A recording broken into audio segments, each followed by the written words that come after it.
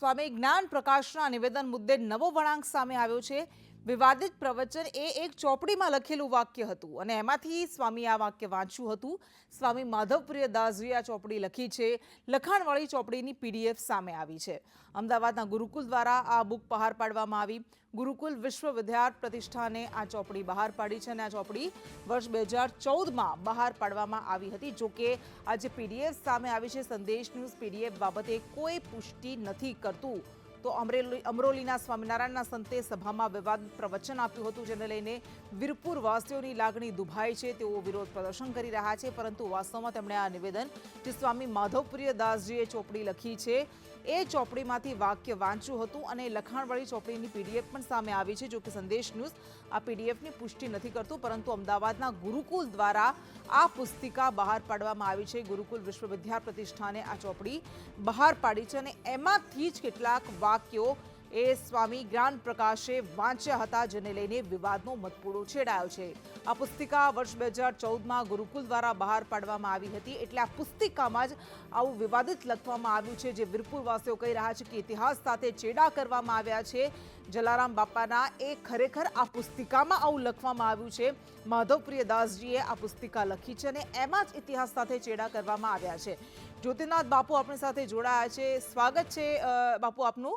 આ પહેલા અનેક સ્વામિનારાયણને લગતા વિવાદોમાં આપણે વાત કરી ચૂક્યા છીએ, ચર્ચાઓ પણ કરી ચૂક્યા છે, પણ એમાં વધારે આ નવો વિવાદ કે જેમાં એક ચોપડી લખવામાં આવી, જેવું પહેલા પણ થઈ ચૂક્યું છે, અને એમાં આ જલારામ બાપાનો આખો ઇતિહાસ હતો, એની સાથે ચેડા કરાયા અને એ જ વાક્ય આ સ્વામી બોલ્યા, જેને લઈને વિવાદ થયો છે। ટોટલ જો વાત કરું ને તો લગભગ 128 ચોપડીઓ છે કે જેમાં આવું ખોટું ખોટું લખ્યું છે। તેમાં સ્કંદ પુરાણનો પણ ઉલ્લેખ કર્યો છે, કોઈક જગ્યાએ બીજો ઉલ્લેખ કર્યો છે, કોઈક જગ્યાએ ત્રીજો ઉલ્લેખ કર્યો છે। મૂળભૂત આ વાત જ લખાણ જ ખોટા છે।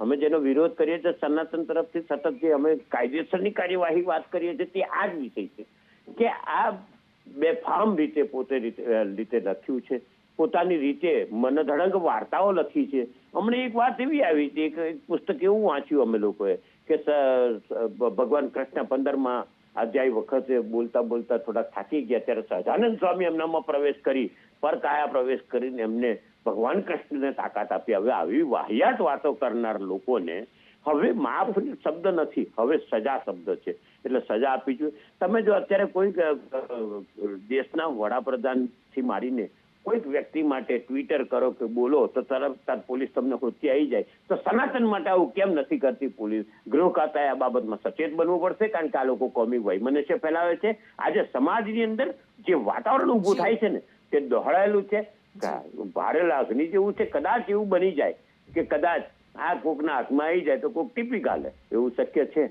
શક્યતાને નકારી ન શકાય, કારણ કે લોકોની લાગણી આસ્થા સાથે રમે છે। જી જ્યોતિનાથ બાપુ, આભાર આપનો સંદેશનું સાથે વાત કરવા માટે।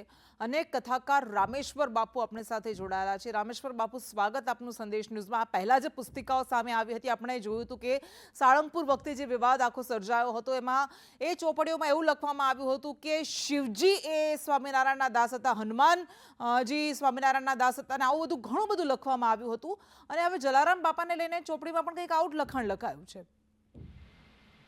હમણાં જ્યોતિનાથજી અમારે આદરણીય સંતે જે વાત કરી, મહાપુરુષે જે વાત કરી, એની સાથે હું સંમત છું।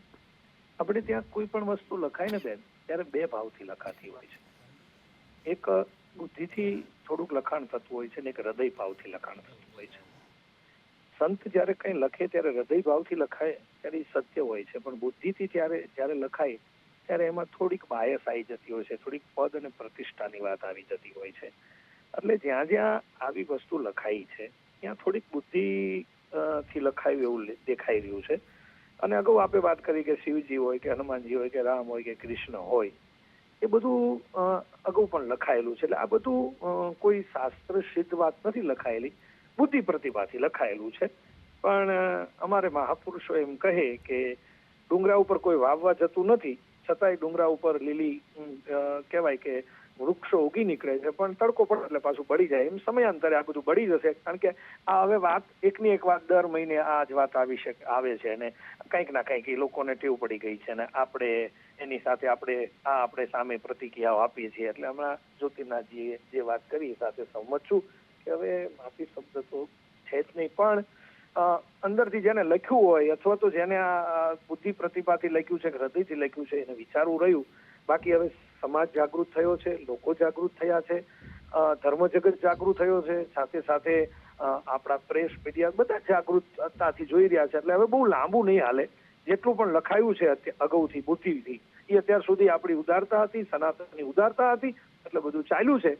પણ હવે આ ધીરે ધીરે બધું બહાર આવશે. જી બિલકુલ રામેશ્વર બાપુ, આભાર આપનો સંદેશની સાથે વાત કરવા માટે.